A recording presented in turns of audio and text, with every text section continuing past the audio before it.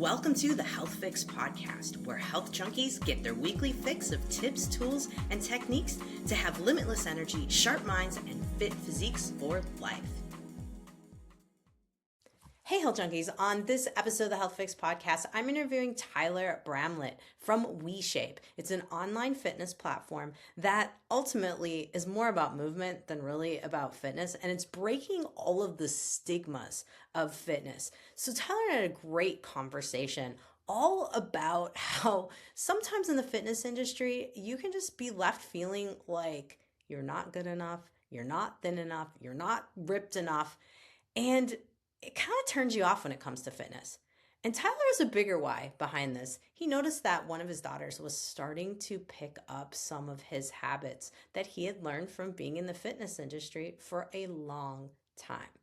So in this podcast, we're going to be talking about the concept of the why behind why you want to be fit and what you want to be fit for. What kind of adventures do you want to have in life and things you want to do?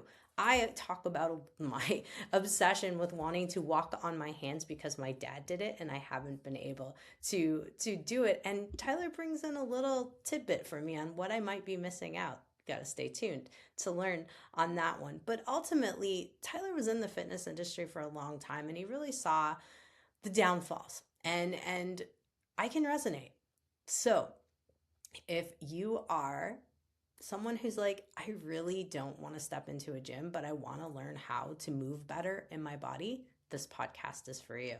If you're someone who's a former athlete, you're fit right now, but you're starting to question, like, do I want to be doing the same things over and over again? Maybe you've lost interest. Maybe you're feeling like, I don't know, I'm getting older. What do I need to do? Or maybe you're in perimenopause and menopause and you're listening to all of the noise out there as to what you're supposed to be doing for your fitness.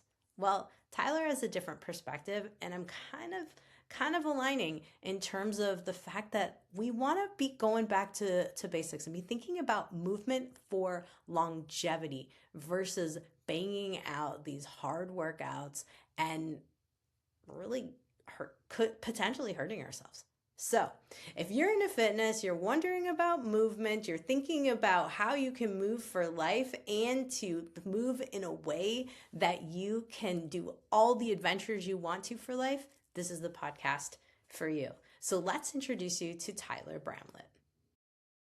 Coach Tyler Bramlett, welcome to the HealthFix Podcast. Thanks, Dr. J. Thanks for having me on. Yeah, when I was pitched to bring you on to talk about an AI tool for folks to help them with stretching and mobility, I'm like, this is nice. This is good. Because a lot of people are going to sit there and they're going to be like, I need to move better. I sound like saran wrap. I can't sneak up on someone anymore. What do I do? What do I do? And, for folks like me, as a doc, it's easy because I can be like, hey, why don't you go over to Coach Tyler's site there and see what we can do? So, of course, I'm sure there's a story behind this in terms of why you were like, I really need to create an AI tool to help people with this. So let's dive into that first, and then we're going to geek out a little bit on coaching and all those. Yeah, you bet. Well, I had an early experience that really set me on a different path in the fitness industry. And then seems like life just wants me to have more of those experiences to continue just trying to challenge the status quo. But, I was like a lot of people who didn't have good examples early on. My parents thought diet soda was a health food. Nobody was a good example of fitness or nutrition or anything like that for me. So, I ended up in a pretty unhealthy place by the time I was in even my mid to late teens. And as luck would have it, I thought to myself, you know what? I'm going to go to the gym like most people do. I'm going to look in the mirror. I'm going to shame myself and use that as motivation to go to the gym. And then, like I said, as luck would have it, I got hit by a car and I broke my femur. I ended up in a wheelchair for 3 months and then I had to learn how to walk again when I came back. And what was interesting is when I started going to the gym again, everything hurt. The typical things that somebody tells you to do doesn't feel good on my body. So immediately, I think I had a connection with people who are a little bit older, who've had aches, pains, and injuries, who have arthritis and things like that. And I had that connection with them at a very young age. And so I spent years stopping focusing on how I looked and started focusing on how I felt and learned all the different ways to move, learned how to use my body weight more effectively, became a personal trainer, started taking people, quickly became known as the guy where a lot of hard cases would go to because they needed someone who could actually help them out. And I feel like I really understood them. And along the way, I noticed a pattern, okay? I started working at a local gym, and all the personal trainers were like ex-athletes. Most of them didn't have any injuries. They don't understand how somebody should feel when they're in their 40s, 50s, 60s. They don't understand what movement restrictions are. And most of the time, they're just giving you like a generic routine on the treadmill for warm up, doing, some machines, maybe some free weights, maybe some moves that you should definitely not be doing if you have aches, pains, and injuries, and then getting you back on the cardio again at the end, and most of the time they're just looking down at their phone, texting their friends and counting their reps and acting like a therapist more than a personal trainer, right? And it was in that moment I was like, that's not right. I know better, and these people just got a weekend certification, and I don't think it's fair to their clients who think they're coming and paying an expert $100 an hour to do personal training sessions with them. I mean, think about that. That's like $1,200 a month if you want to do 3 days a week.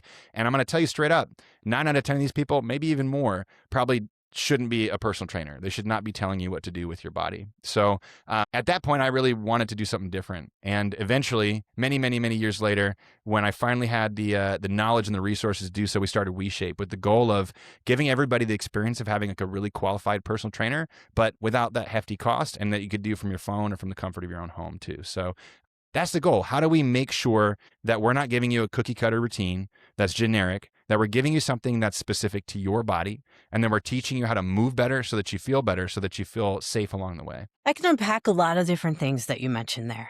Let's do it. Especially with the person holding their cell phone, texting their friends, doing their selfies. And then sometimes this will happen too. Like if they do have an older client that can do some things cool, then they're on their Instagram doing things cool with terrible form. I've also seen that happen. And it's like, ooh, because while I am not officially in the industry of fitness, I have a lot of friends who are, and kind of worked out of a gym even for a while. And it's a very interesting space, because one of the things that you also mentioned is we've got someone who maybe was a former pro athlete, or maybe played baseball in high school and really liked hanging out at the gym. So now we have it becoming their gig. And I'm going to speak a little from experience, not necessarily myself, but my husband, who was also hit not by a car, but by a truck while on his bike. And hubby was a mountain bike racer, did all those things beforehand, but then had the great lesson of like, yeah, I don't know what to do here. And when he went back to the gym, he had the physical therapist that could help. But once you get released from physical therapy, then what? And this is also what I'm hearing, and kind of thinking through here, because a lot of times the transition from physical therapy into a gym isn't seamless. Yeah, absolutely. Yeah. I could definitely speak to that, because I wish my story ended with getting hit by a car. By the way, it was an SUV, so not to compete or anything, but I did get hit by a big truck. About a decade later, I had been focusing on performance, for that whole decade. So it's almost like my ego shifted from I want to look good naked to I want to perform, and that's what it's all about. And I learned a really valuable lesson, because as luck would have it again, as I was doing this adult gymnastics class, and my body was telling me, this hurts your knees right now. This move you're doing hurts your knees. And I listened to my body. I was like, oh, that's interesting. And my coach said to me, punch harder on these big spring floors, right? And I remember telling my intuition, you shut up, intuition. I'm not going to listen to you, body. I'm going to punch so hard. This coach has never seen a punch this hard in his life.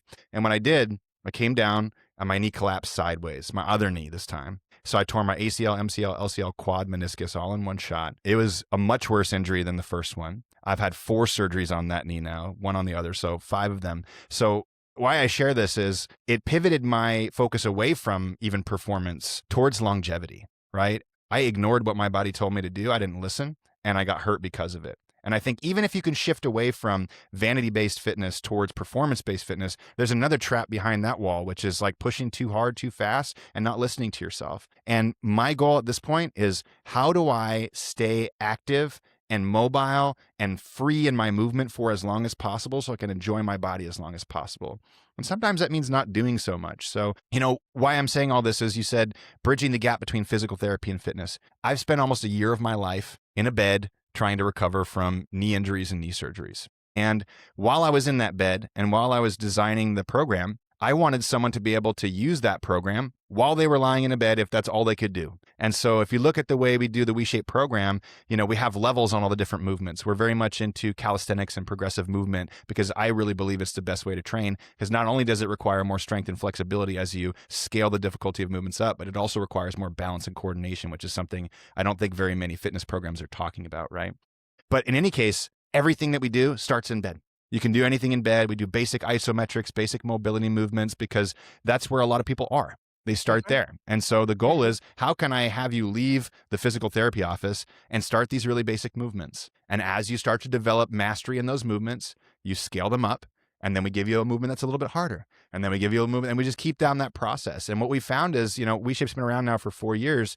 People who have been with us for several years, it is absolutely incredible the results we've seen in them, and how their body moves differently and how their body feels differently and the strength they have. Things like going on long walks or hikes. We had one member recently, I was on a call, and she said she had this goal of being able to do this. It was a 3-mile staircase in Europe that she was going to. And this is a person who couldn't walk up one flight of stairs without pain a year before that.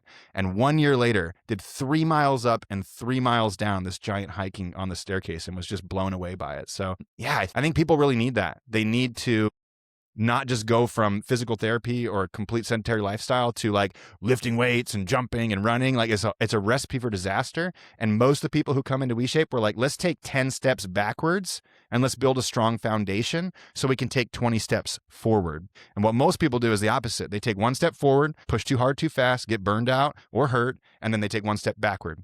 And at WeShape, we call that the 1 step forward, 1 step backward game. What happens when we get stuck in that game? You go nowhere. Yeah, you go nowhere. And sometimes you take more steps backwards than you do forwards, right? So people really need to slow down. They need to focus on making movement a practice, not a workout routine where you're trying to kick your butt because you hate yourself anymore, right? And we do a lot of mindset stuff too, as you can kind of tell. I'm peppering underneath this. And to really show up and learn how to care for your body. That's what's important. So it makes sense. I mean, I think a lot of folks who are, let's say, 30 plus living on this earth right now have either been inundated with the whole performance thing, like push hard, do this. I mean, CrossFit, how many people are CrossFit injuries? I mean, let's go there. Then you take the mental side of the ego and more CrossFit injuries, because I mean, I'll full out call myself out. I'm like trying to compete with 20-year-olds when I was 40. It's just a bad idea.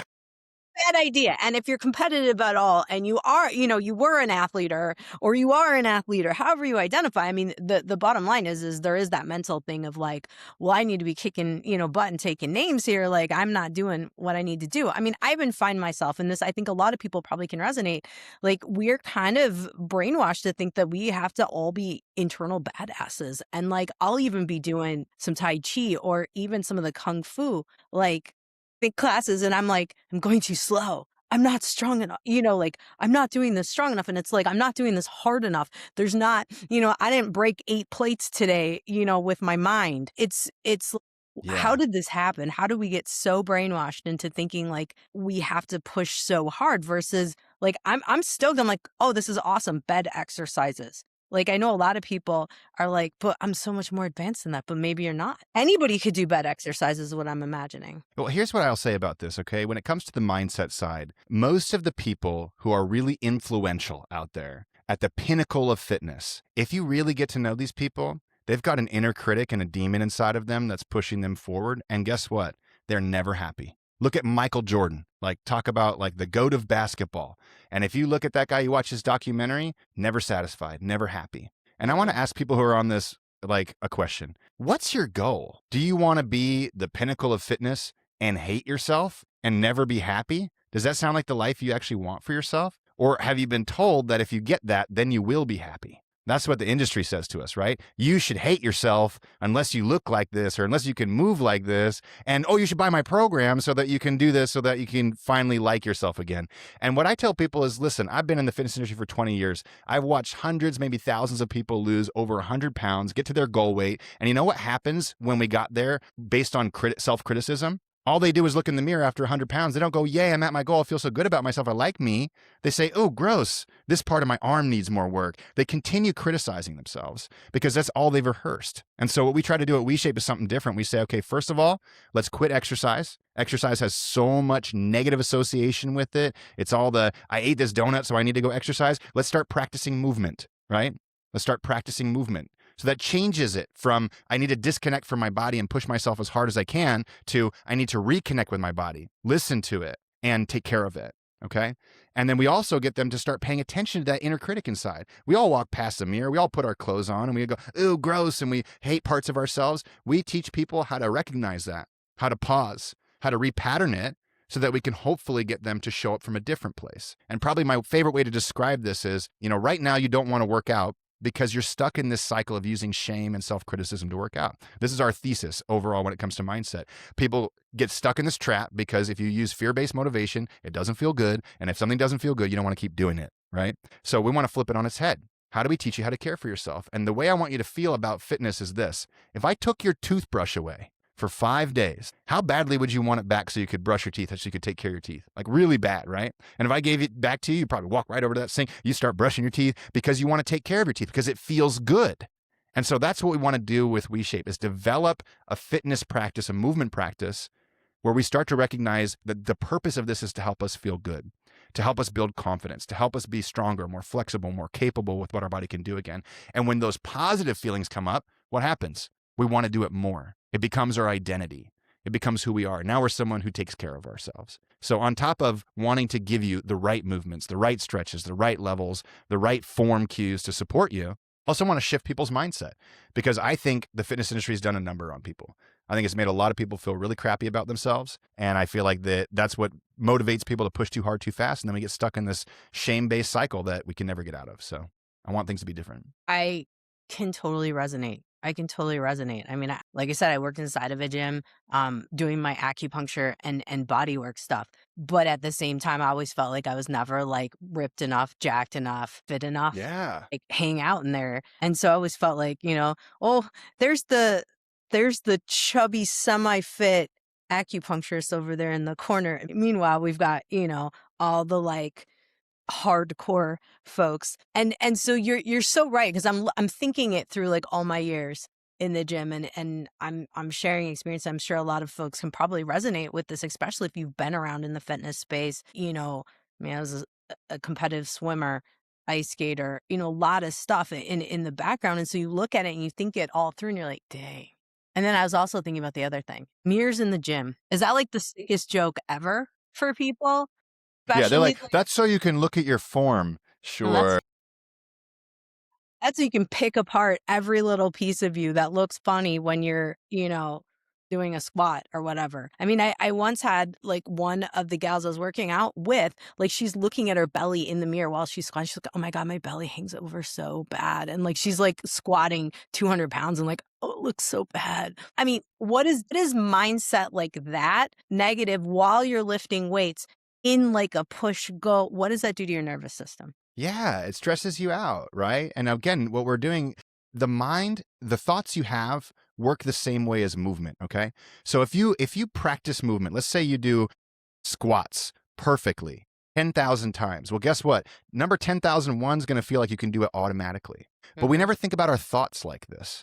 Okay. If all you do is constantly go, oh, my belly looks gross when I'm doing this, and you're trying to use that as fuel, you're activating that adrenaline side of your nervous system, you're dumping cortisol, and you're rehearsing that negativity. So now what happens? Your beliefs about yourself change. So what do you believe about yourself? You believe you're disgusting. You believe you're gross, and you believe you have to punish yourself in order to try and not be that. And again, you can get to that goal weight. You can get to that body. I have gotten the privilege of hanging out with, meeting, interviewing all these different fitness models, bodybuilders, people at the pinnacle of what you think you want to look like.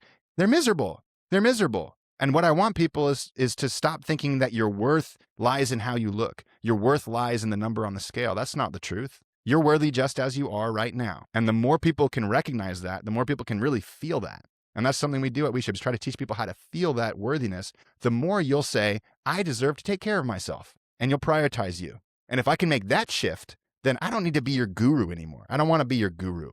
I want to teach you how to be your own, right? And so I think it's really important that we don't just give people the things to do, but we teach them how to change the way they think about themselves. Because if you value yourself, you'll take care of yourself. I know that to be true for sure. Absolutely. Absolutely. Now, along those lines, I'm also thinking about like, all right, so you're giving people some guidance, you're stepping up, you're taking initiative with the movement, kind of moving the mindset away from punish and go, go, go. What happens? Where am I going with this? What happens when someone, because I'll see this happen a lot, like they'll get motivated, like perfect time. It's February.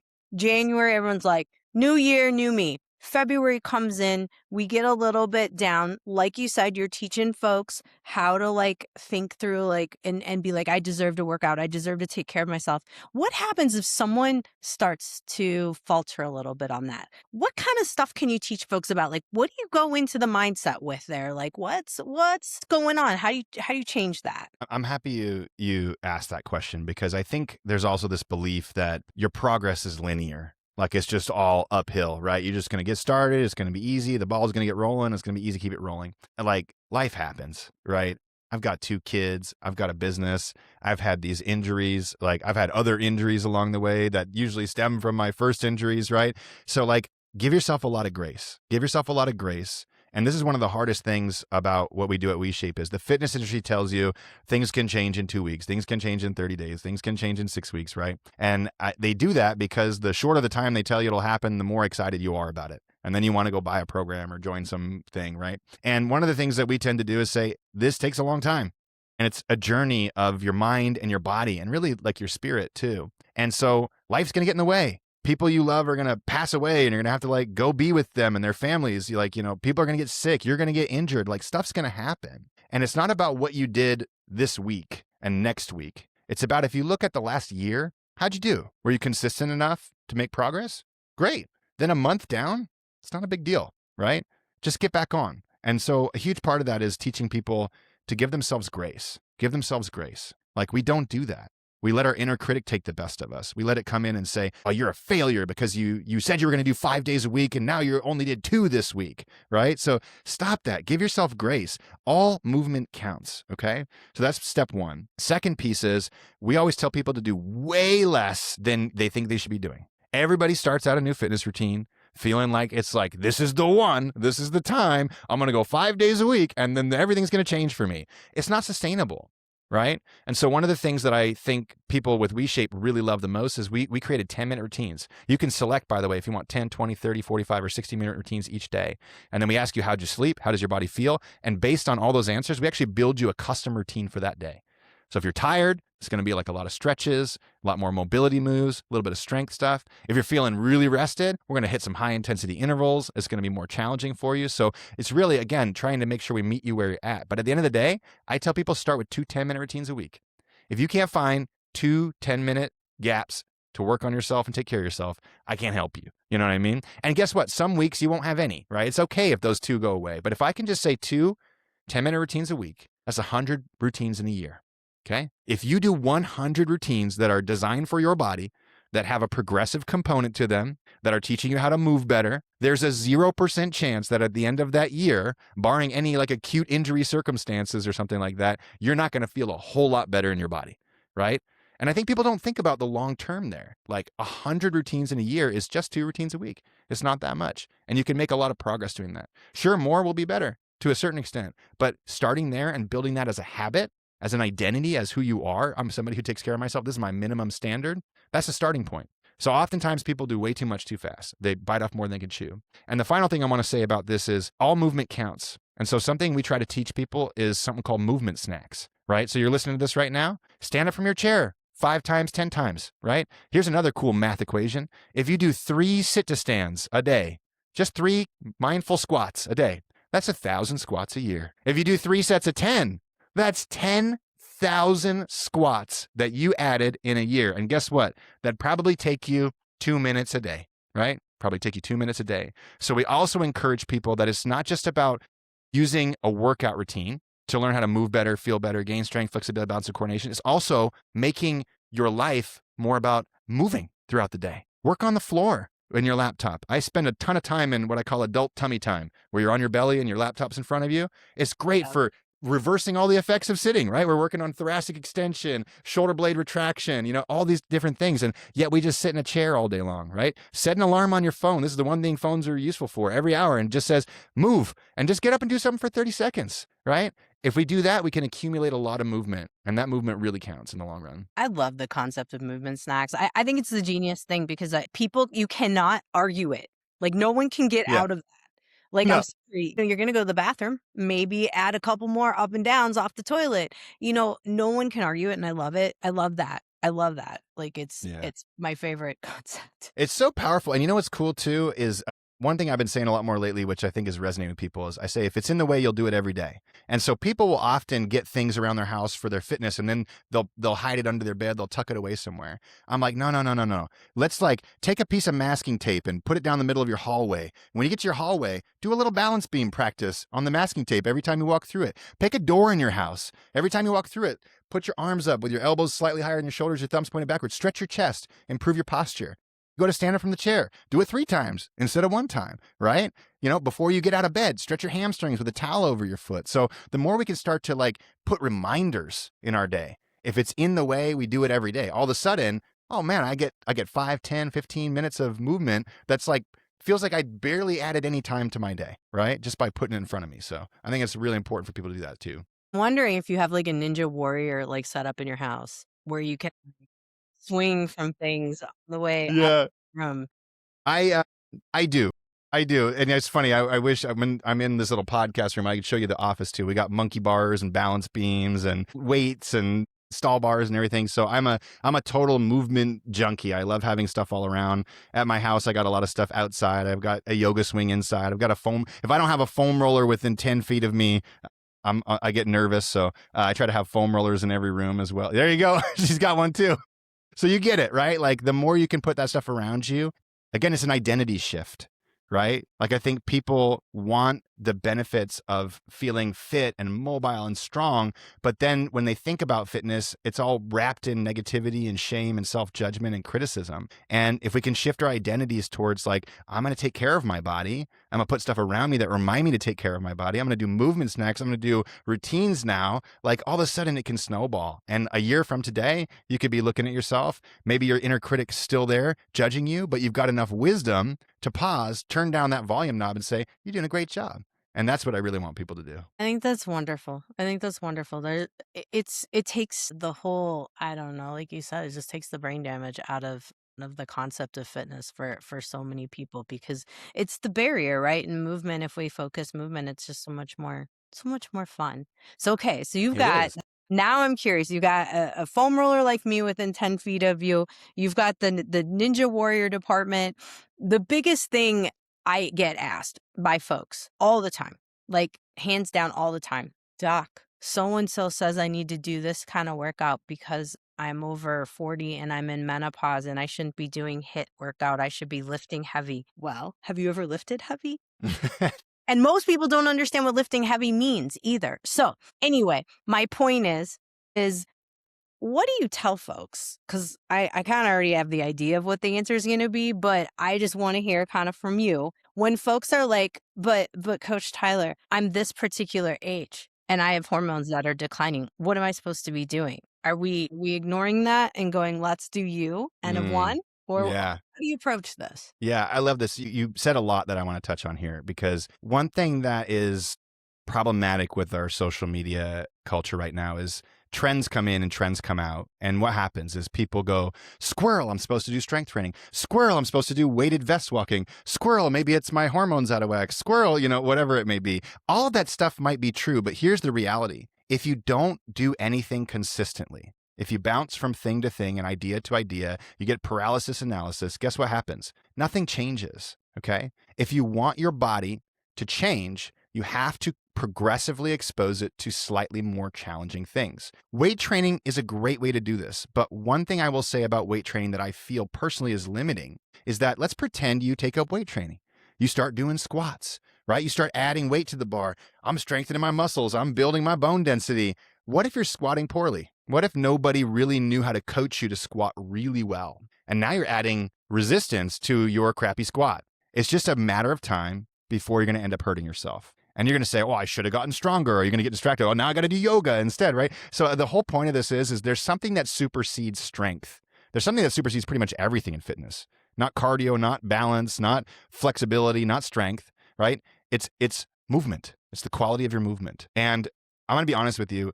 I rarely meet coaches and trainers that are really great at this, right? And I'm not trying to like put myself on a pedestal. There's plenty of people who are great at this and way better than me at this, but they're like the 1 out of 100, 1 out of 1,000 coaches out there who can watch somebody squat and go, the weight distribution on your feet isn't right. Let me fix that. Your hips aren't on the way they should. Let me fix that. Your core isn't active the way they should. Let me fix that. Your posture isn't moving the way they should. Let me fix that, right?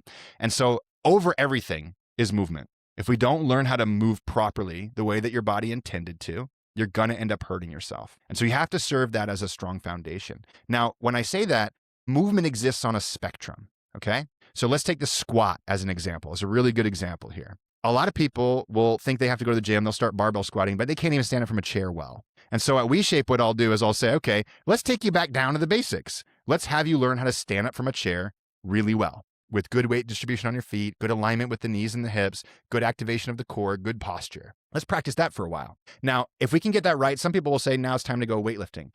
I don't necessarily believe that's the best way to go. I want to sophisticate the movement to make it require more flexibility, more strength, more coordination, more balance, and sometimes more power and capacity to absorb impact. So for the squat progression that we use at WeShape, if you can't do anything, let's say you can't even stand up from a chair, you can't even sit up from bed, all we're going to have you do in bed is bring your knees up, lift your toes towards your nose, and press your heels down into the bed to activate the glutes and the quads. So we start with mind-muscle connection drills like you might typically see in something like physical therapy, okay? Once we can do that, we swing the legs over, we come to a seated position, we do the same movement in a seated position, all right? So we're not even moving yet, we're just doing isometrics. Then we teach people how to do a partial range of motion squat with hand support. Then if you can do that, we teach you how to do a full range of motion squat with hand support. Then we take the hands off and we do a sit to stand with no hand support.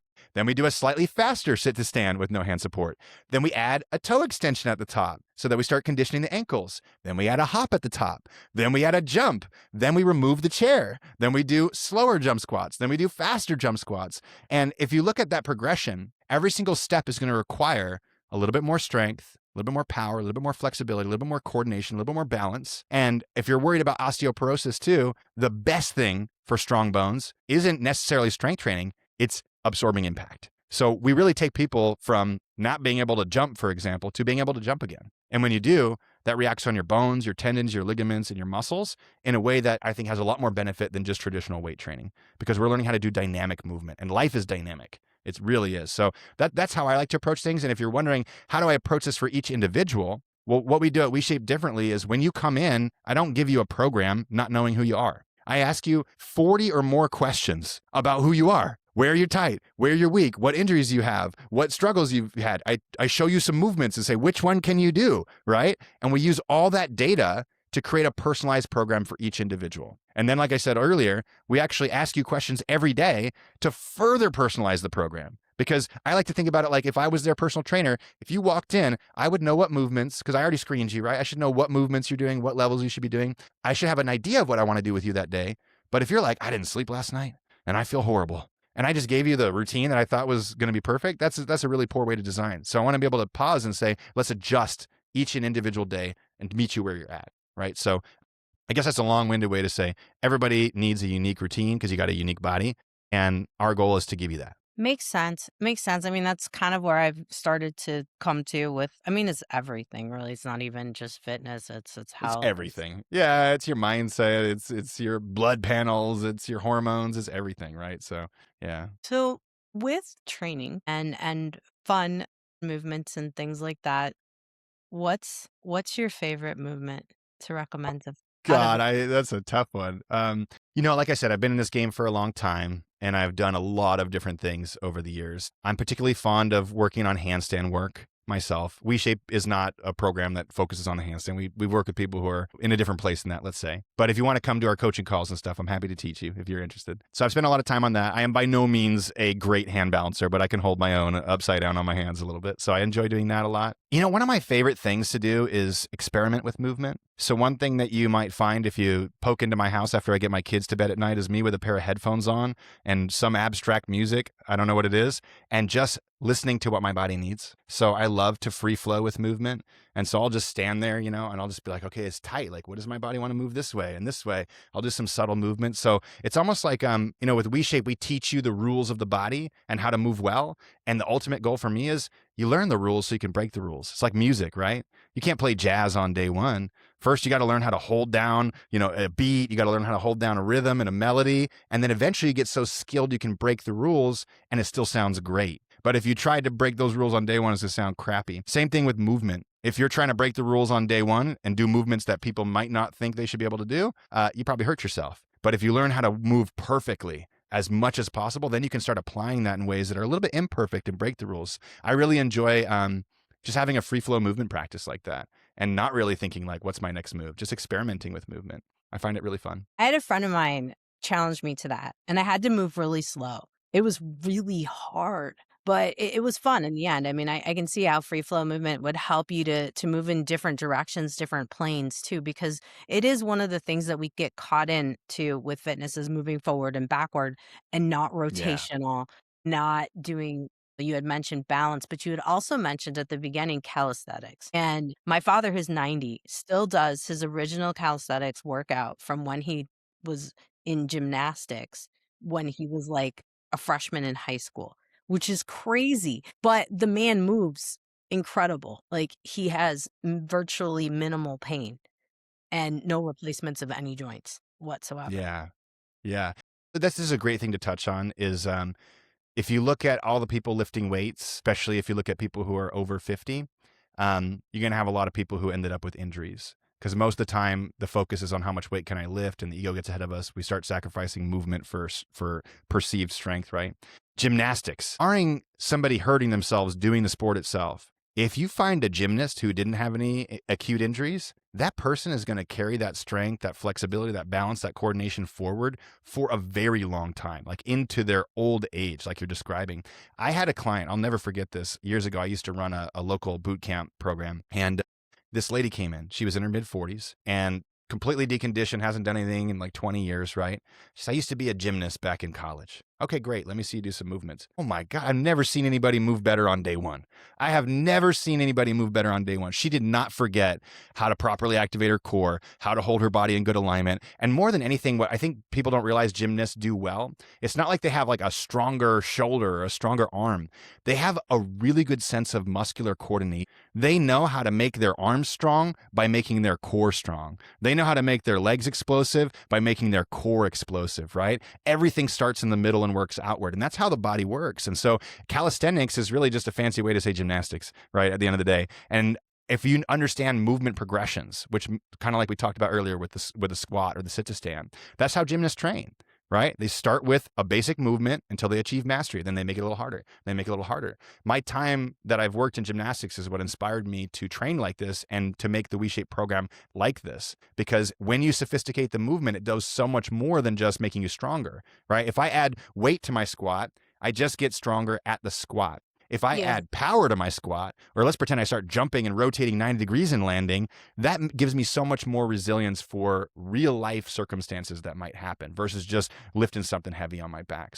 Huge fan of gymnastics and huge fan of making it really palatable and simple for people, starting with things that are like in bed or in a chair and gradually working up from there. That's cool. I mean, the more I look at things like handstands, handstand walks, I actually have never been able, I can do handstands, but I can't do a handstand walk.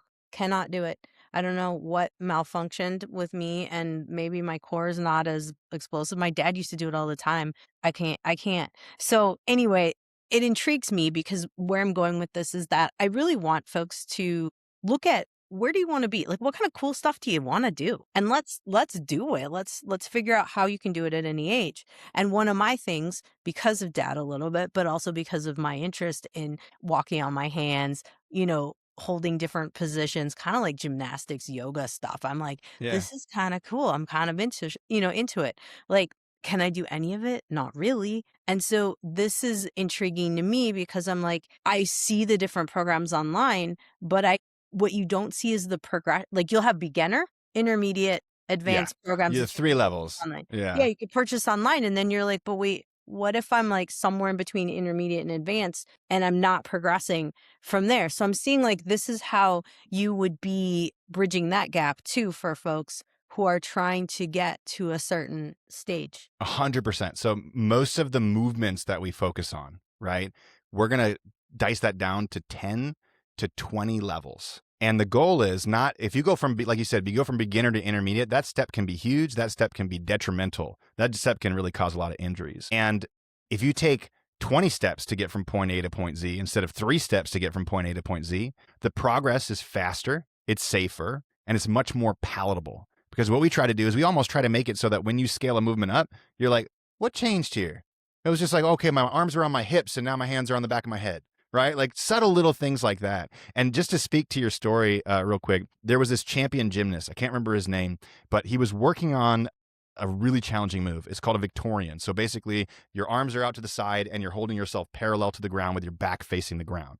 Like iron Whoa. cross on steroids. Just absolutely incredible. Wasn't able to do it. And so instead of him practicing that move over and over again, you know what he did? He went back to the very first level of gymnastics back when he was a kid and said, I missed something here. And for 18 months, went through hollow position holds, went through shoulder contraction holds, went through static holds, went through iron cross holds. And by the time he got back to the top, was able to do the Victorian. And so it's this really good reminder that if you're trying to do moves and you can't quite do them, a lot of people think I should just keep trying. And some people succeed with that. Some people get injured with that. Some people don't succeed with that, right? The surest way to succeed with it is to take enough steps backwards that when you do the movement, it feels like you've mastered it. It's not about doing things that are challenging that you don't have control over, because that's where the risk comes in. It's about doing things that are challenging that you do have control over, sitting on those long enough until you achieve what feels like I've got this down, and then scaling up to the next available option. And usually, again, not taking such a big leap that next available option starts to feel like I don't have control over this. Makes sense. Makes sense. Yeah. Yeah, I think for a lot of people, I mean, that it's humbling to go back, right, to the beginning, but it's also at the same time maybe what some of us need to be considering, because at the end of the day, movement is what is like your lifeblood. It's, I'm always telling folks, like, you can eat clean, you can, take all your supplements, follow all the trends, do all the detoxes. But if you're not going to commit to consistent movement, like, Yeah. what are you Good doing? luck. What's going on? What's going on here?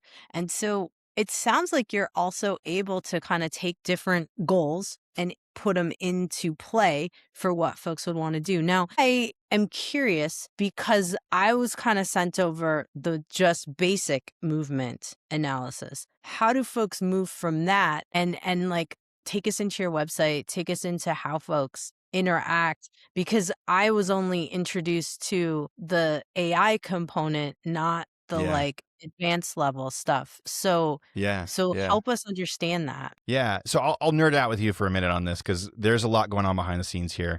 We've spent Yeah. 4 years and several $1 million just building out the technology behind WeShape. And most people don't care about this all that much. They just need to know if you scale up and you're consistent, you're going to make a lot of progress, right?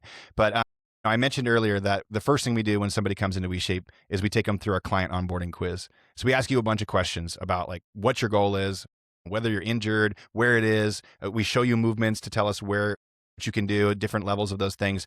With all that, what we're going to do is we're going to do 2 things. We're going to decide which level of the movements we have in our program you should be starting with.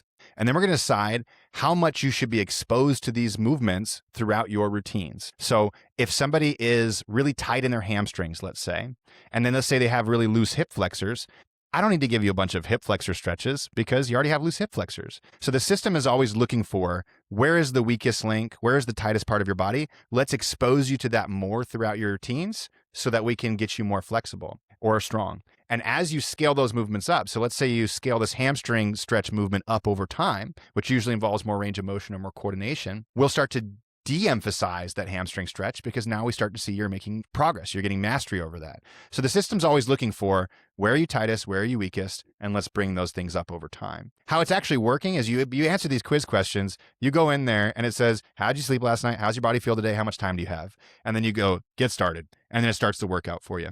During the workout, it's a follow-along video workout you can do from home, no equipment, just a chair and some floor is what we need. And then after each movement, it says, you want to scale up or scale down? And in real time, you can say scale up or scale down, and it will make the movement easier or more challenging. So the way, again, I like to think about this is if I was a personal trainer next to somebody and they were doing a movement and they said, this is too hard, I say, okay, just scale it down to this, right? So it gives them the opportunity to have that flexibility within a follow-along routine as well. So it's interactive.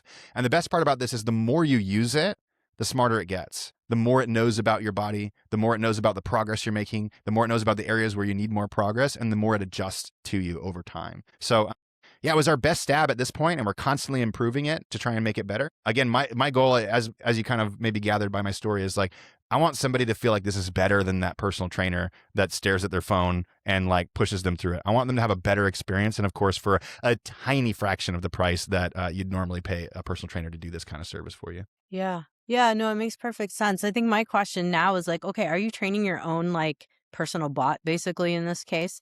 Yeah. Of sorts? Yeah. Yeah, that's right. Yeah, we have an internal algorithm that we've created and we ingest all the data and we continuously improve it and try to tweak it to just give people a better experience over time. That makes sense. And of course, I'm going to get the question, so I got to ask it. Where does the data go? Well, you'll be happy to know that I have a CTO that used to be in cybersecurity. So we keep everything in a data warehouse that's encrypted a million different ways. We haven't had any issues or anything like that. So, and we're not a company that does anything with that data outside of build our workouts, right? We're not trying to use it to try and figure out how to advertise or sell it to anybody else like that. Our number one core value at WeShape is we care. And I think that a lot of companies say that they care and they do that just to, I don't know, make people think that they actually care about them. I spent a lot of years in the fitness industry, and part of the reason why I know it's making you feel bad about yourself and shaming people is I was that person. I was that person online. I was that person offline. And at some point, I started realizing that people were just walking their way towards misery, even if they got the success that they were after. Most people didn't get the success they were after. They just quit because they burned themselves out. And when my daughter got to a certain age where I started realizing my orthorexic habits, so to speak, were rubbing off on her, and I started going, wait, I'm building like an eating disorder in a little girl now because of the way I'm thinking about this. It's like everything needs to change. And so I really think about my kids a lot because I don't want my girls to grow up in a world where they hate themselves towards more fitness. I want them to grow up in a world where they love themselves towards more fitness. I don't want them to grow up in a world where their worth and value lies in how they look. I want them to have intrinsic worth and value. And I really want to support others in doing the same so that they can offer that to the people around them too. So yeah. I don't know. We went on a tangent there, but that's why WeShape exists. Is we want to do something different. We want to take the fitness message that's out there and say, don't follow this anymore. It's not serving us. Let's learn how to love our bodies. Let's learn how to like ourselves. Let's learn how to care for our bodies, and let's all grow old and happy together, regardless of how we look. It's a great way to look at it. I mean, having had the same experience with the fitness industry and always feeling, not good enough, not thin enough, Yeah. not ripped enough, not strong enough. I can see it. And that's for the level of folks that actually want to go into the gym. So many other folks are repelled by it. And at this point, for a lot of folks, working out at home and having the 10-minute workouts is just much more attractive. So let's tell folks a little bit more about how they can interact with you guys, where you're at on Instagram, what's going on the socials, like Yeah, you website's got it. WeShape.com, I believe, but I'm going to let you kind of take over. Sure. Yeah, well, we made a special link for you guys. WeShape.com/HealthFix will take you to that client intake survey. At the end of that, you can try out WeShape for 2 weeks for free. We will ask you to choose a plan and put your credit card in, but we got a US-based customer support team, so you can cancel anytime if it doesn't feel good for you. So no pressure, but at least you can try some routines out based on what we talked about here. I didn't mention this, but we also do live coaching calls. Myself, Dr. Lisa's our resident physical therapist who we have on staff as well. So you can jump on live group calls and ask us questions and get support, right? A therapist that helps with mindset support too. So we try to really hit it from all the angles that we've been talking about on the show here. If you want to just learn how to move better and feel better, just go to any social and type in WeShape. I feel so blessed, but we've been spreading this message now for a handful of years, and we got like 7 million followers across TikTok, Instagram, Facebook, and YouTube. We got a podcast too, the Feeling Lighter podcast. Not as many followers over there yet. It's a little bit newer to us, but you can check that out as well if you want to hear us talk a little more free form about mindset and movement as well. That's awesome. All right. The Feeling Lighter podcast. We'll make sure we get all of that in the podcast notes at drjcrossnd.com. Or if you're watching on YouTube, it's going to be down below there in the caption. So yeah, I'm super curious because of course now I'm like, all right, so handstands. Are we going to help me with finally figuring out why I cannot do handstand walks? So I bet you anything it's your wrists. I just want to say that. I bet you it's your wrists. That's my gut sense, but I might be wrong, but my gut sense screams wrists. Yeah. I don't doubt it. I don't doubt it. Don't doubt it. That makes perfect sense. So, hey, so if anyone else wants to join me in the handstand and handstand walk situation, hey, let's jump in together. And yeah, it sounds like pretty much any goals that you have for your fitness, for your future, for your longevity, you can work it all together with you guys at WeShape. So. Yeah, we try to give people a baseline of movement quality that lets you do the things you want to do again. Because fitness is not about doing more fitness. It's about doing the right amount of fitness so you can go enjoy your body in your life, right? And do the fun things with it again. So yeah. No, it's so important. It's all about the why and connecting to like, why are you doing this? That's right. We ask that question to a lot of people as well. So yeah. So huge. Awesome. Well, thanks so much for coming on, Tyler. Appreciate it and enlightening me about what you guys are up to. And I look forward to this podcast coming out. I think a lot of folks are going to like it.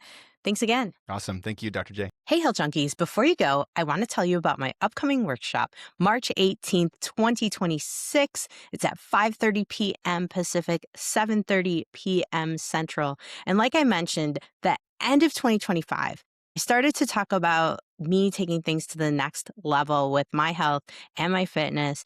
And I'm looking in 2026 to have some folks join me with this. If you've been thinking about getting out on adventures, traveling, doing some awesome things while you're traveling, or maybe you're wondering how you can stay in your sport or hobby, or even try something new at any age, but maybe you're thinking, am I up for this physically? Can I handle it? What about mentally? Can I still push? Can I still drive through hard things? Well, my next workshop has you covered. It's called The Art of Staying in Your Sport or Hobby and Being Adventure Ready at Any Age, so that you don't question if you can do something. It's when you can do it. So that's the theme of my March 18th workshop.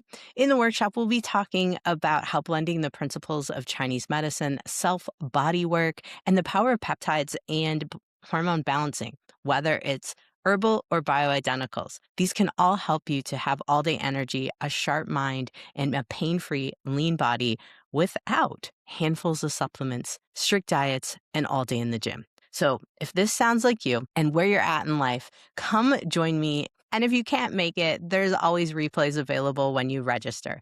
The link to register is in my podcast notes. And if you're watching on YouTube, it's below.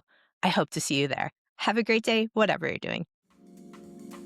Hey, fellow health junkie, thanks for listening to the HealthFix Podcast. If you enjoyed tuning in, please help support me to get the word out about the podcast. Subscribe, rate, and review, and just get that word out. Thanks again for listening.